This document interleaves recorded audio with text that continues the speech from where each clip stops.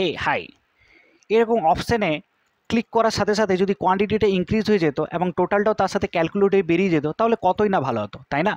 তো এইরকম একটা ম্যাজিক্যাল মুভমেন্ট তৈরি করতে আমরা কিন্তু এক্সেলের মাধ্যমে করতে পারি। তার জন্য আমাদের দরকার হবে ডেভেলপার ট্যাব। এখন ডেভেলপার ট্যাব তোমাদের কম্পিউটারে যদি থেকে থাকে তাহলে খুবই ভালো, আর যদি না থেকে থাকে তাহলে কোনো প্রবলেম নেই। এখানে ফাইল বলে যে অপশানটা আসছো, এই ফাইলে ক্লিক করো অ্যান্ড এখানে অপশান বলে একটা অপশান পেয়ে যাবে এবং সেখান থেকে আমরা কাস্টম রিবনে আমরা ক্লিক করব এবং সেই পপুলার কমান্ডটাকে আমরা অল কমান্ডে কনভার্ট করার পর এখানে আমরা খুঁজে দেখব যে আমাদের ডেভেলপার অপশানটা কোথায় আছে। ঠিক আছে, তোমরা একটু দেখে নেবে যে এখানে ডেভেলপার বলা অপশানটা কোথায় আছে। ডেভেলপার অপশানে ক্লিক করার পর এখানে তোমরা ওকে পাবে, ওকে ক্লিক করবা বা এন্ট্রিতে এন্টার একবার ক্লিক করবে, তাহলে তোমার এই ডেভেলপার অপশানটা কিন্তু খুলে যাবে। এবার ডেভেলপার অপশানে আমরা পেয়ে যাব ইনসার্ট বলা একটা অপশান। এই ইনসার্ট ট্যাবে আমরা এখানে একটা পেয়ে যাচ্ছি স্পিন বটম।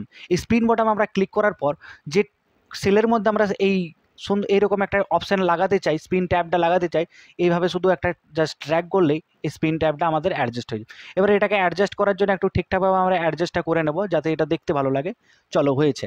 এখন যদি এটাতে আমি জাস্ট ক্লিক করি তাহলে কিন্তু এক্ষেত্রে কোনো বাড়া কমা হচ্ছে না, কারণ এক্ষেত্রে আমি কোনো সূত্র এখনও ইউজ করিনি। এই সূত্রটা ইউজ করার জন্য আমরা ইউজ করবো, এখানে আমরা রাইট ক্লিক করবো অ্যান্ড এখানে ফরম্যাট কন্ট্রোল বলে একটা অপশান পাচ্ছি, সেই ফরম্যাট কন্ট্রোলে ক্লিক করব এবং সেখানে আমাদের সেল লিঙ্ক যে অপশানটা আছে সেই সেল লিঙ্কের এই জায়গাটাতে ক্লিক করার পর আমাদের এই যে সেল কোয়ান্টিটি আছে এই কোয়ান্টিটিতে এই ঘরটাতে আমরা সিলেক্ট করে নেব। অর্থাৎ এই স্পিন ট্যাবটা এই সেলের জন্য আমাদের তৈরি হয়ে গেল। এরপর এখানে আমরা ক্লিক করবো অ্যান্ড ওকে, চলো, হয়েছে।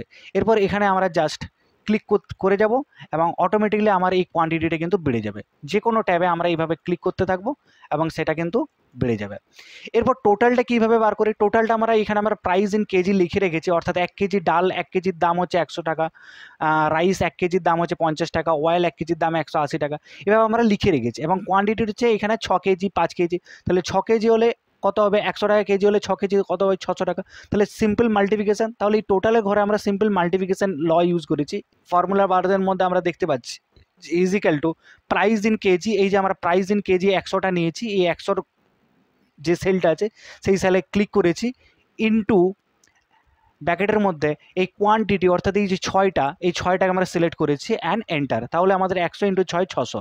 এবার সেমভাবে আমরা প্রত্যেকটা রুল ইউজ করার জন্য আমরা এখান থেকে ড্র্যাগ করে দেবো পুরোটাই আমাদের সেলটা, পুরোটা আমাদের কলামের মধ্যে কিন্তু এই রুলটা আমাদের ইউজ হয়ে যাবে। এরপর আমরা জাস্ট নিজের মর্জি মতো এই ট্যাবগুলোতে ক্লিক করতে থাকবো এবং অটোমেটিকলি আমার কোয়ান্টিটিটা ইনক্রিজ হবে এবং তার সাথে সাথে আমার টোটালটা কিন্তু ইনক্রিজ হয়ে চলে আসবে।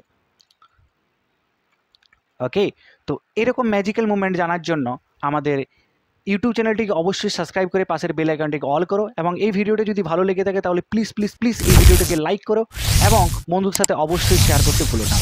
তাহলে দেখা হচ্ছে পরের ভিডিওতে, ততক্ষণ অবধি টাটা, বাই বাই, জয় হিন্দ, বন্দে মাতরম।